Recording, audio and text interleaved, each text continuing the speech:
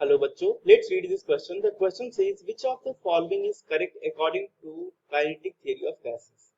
बच्चों यहाँ पे चार स्टेटमेंट दिए गए हैं. Collision are always elastic. दूसरा बोल रहा है heavier molecule transfer more momentum to wall of container.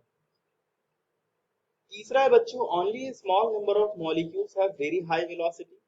तीसरा है बच्चों फोर्थ है between collision the molecule move in straight line with constant velocity. और आपको चार ऑप्शन दिए गए हैं, आपको करेक्ट वन बताना है. बच्चों यहाँ पे जो आपका की कॉन्सेप्ट हो जाएगा, आपका की कॉन्सेप्ट वो हो जाएगा बच्चों पोस्टुलेट्स ऑफ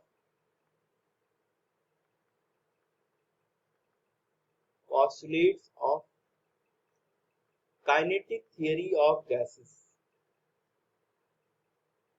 अब इसमें बच्चों बहुत सारे पोस्टुलेट्स है, बट कुछ जो इंपॉर्टेंट है वो मैं आपको बताता हूँ.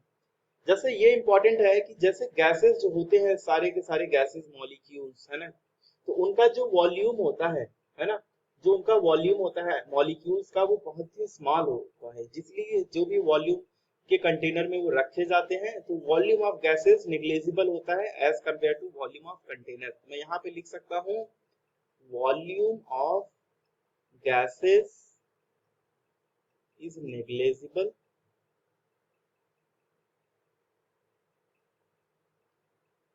compared to volume of container. ये एक स्टेटमेंट होता है ना. और भी कई सारे हैं, मैं आपको कुछ इंपॉर्टेंट जो इस क्वेश्चन को सॉल्व करने के लिए जरूरी है वो मैं आपको बताता हूँ. अब दूसरा है बच्चों कि जो भी गैसेस मॉलिक्यूल्स होते हैं वहां पे जो कोलिजन होता है, कोलिजन वो सारे के सारे क्या होते हैं, इलास्टिक होते हैं, है ना. तो यहाँ पे बच्चों कोलिजन्स जो होते हैं, कोलिजन्स आर इलास्टिक. अब इसका मतलब क्या है, इसका मतलब ये है इलास्टिक का मतलब कि यहाँ पे जो टोटल एनर्जी जो होता है ना मॉलिक्यूल्स का, तो यहाँ पे मैं लिख सकता हूँ total energy of molecules before and after collision is same.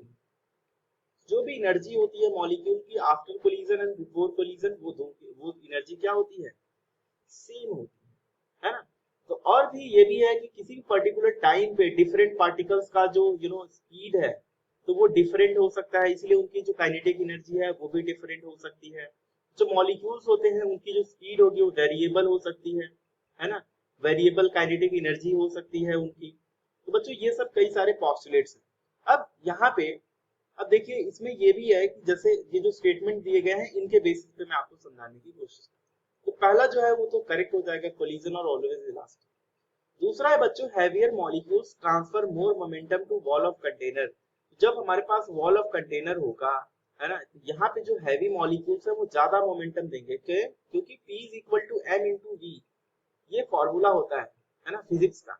तो मोमेंटम क्या होता है, वो मास और वॉल्यूम पे डिपेंड करता है. अगर मास हाई रहेगा तो मोमेंटम भी क्या होगा, हाई रहने वाला है.